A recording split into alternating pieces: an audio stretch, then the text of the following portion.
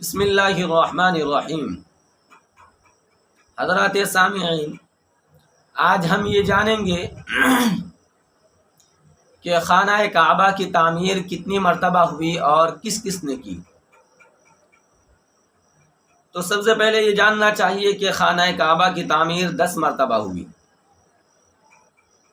پہلی مرتبہ اللہ تبارک و تعالی نے فرشتوں کے ذریعے سے اس کی تعمیر کرائی۔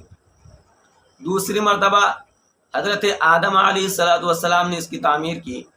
تیسری مرتبہ حضرت شیس علیہ السلام نے تعمیر کی، اور حضرت شیس کی بنائی ہوئی تعمیر یہ طوفان نوح تک باقی رہی۔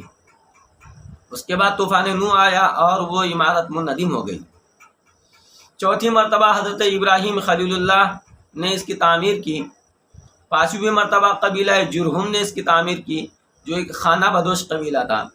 چھٹی مرتبہ قوم عمالقہ نے اس کی تعمیر کی، اور ساتویں مرتبہ قصی ابن کلاب، جو آپ صلی اللہ علیہ وسلم کے 5ویں پشت کے دادا ہیں، انہوں نے اس کی تعمیر کی، اور انہوں نے ہی اس کے اوپر غلاف چڑھایا تھا۔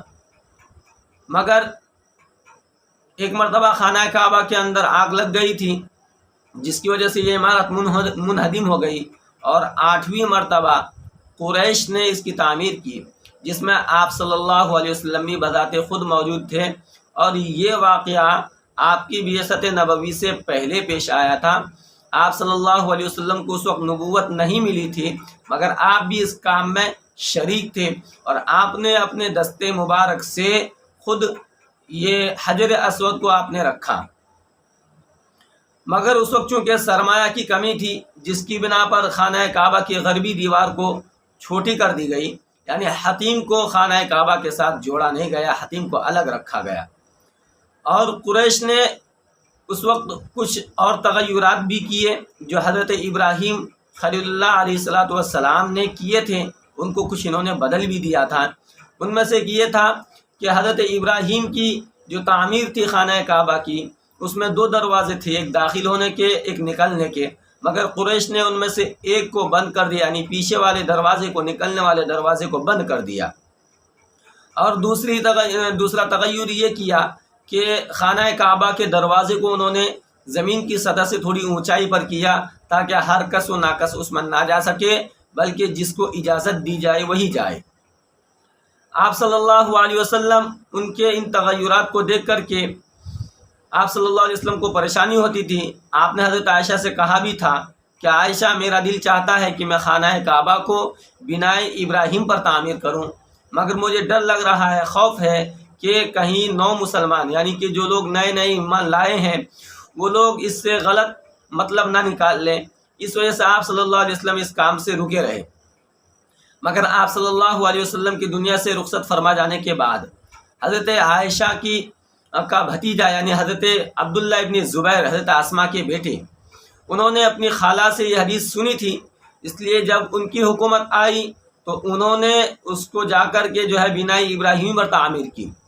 یہ 9ویں مرتبہ تھی، حضرت عبداللہ ابن زبیر نے 9ویں مرتبہ تعمیر کی۔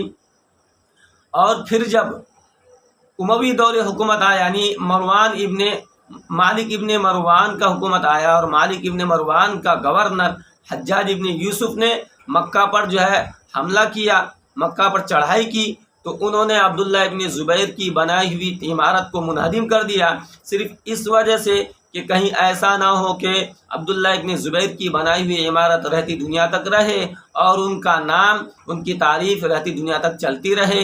اس وجہ سے انہوں نے بہانہ کر کے کہ عبداللہ ابن زبیر کی تعمیر غلط تھی، اس لیے کہ آپ صلی اللہ علیہ وسلم جس وقت دنیا سے رخصت فرمائے تھے، خانہ کعبہ اس صورت میں نہیں تھا، اس لیے اس کو اسی صورت پر رکھنا چاہیے جس وقت آپ صلی اللہ علیہ وسلم کے آخری وقت میں تھا۔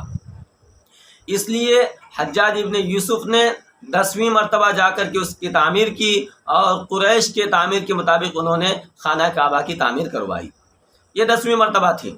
پھر جب ہارون رشید کا زمانہ آیا تو انہوں نے بھی چاہا کہ حضرت ابراہیم کی تعمیر کے مطابق خانہ کعبہ کی تعمیر کی جائے، مگر اس وقت حضرت امام مالک ابن حنبل نے منع فرمایا کہ اگر آپ ایسا کریں گے تو آنے والے ہر بادشاہ اپنی خواہش کے مطابق خانہ کعبہ کی تعمیر کرنا چاہے گا، اور پھر خانہ کعبہ ایک کھلونا بن کے رہ جائے گا، اس لیے آپ ایسا نہ فرمائیں۔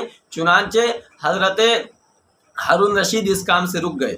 بہرکیف تو یہ 10 مرتبہ تھی جس میں خانہ کعبہ کی تعمیر کی گئی۔ نمبر 1، سب سے پہلی بار فرشتوں نے تعمیر کی، دوسری مرتبہ حضرت آدم نے، تیسری مرتبہ حضرت شیث نے، چوتھی مرتبہ حضرت ابراہیم خلیل اللہ نے، پانچویں مرتبہ قبیلہ جرہم نے، چھٹی مرتبہ قوم عمالقہ نے، ساتویں مرتبہ قصی ابن کلاب نے، آٹھویں مرتبہ قریش نے، نویں مرتبہ عبداللہ ابن زبیر نے، اور 10ویں مرتبہ حجاج ابن یوسف نے اس کی تعمیر فرمائی تھی۔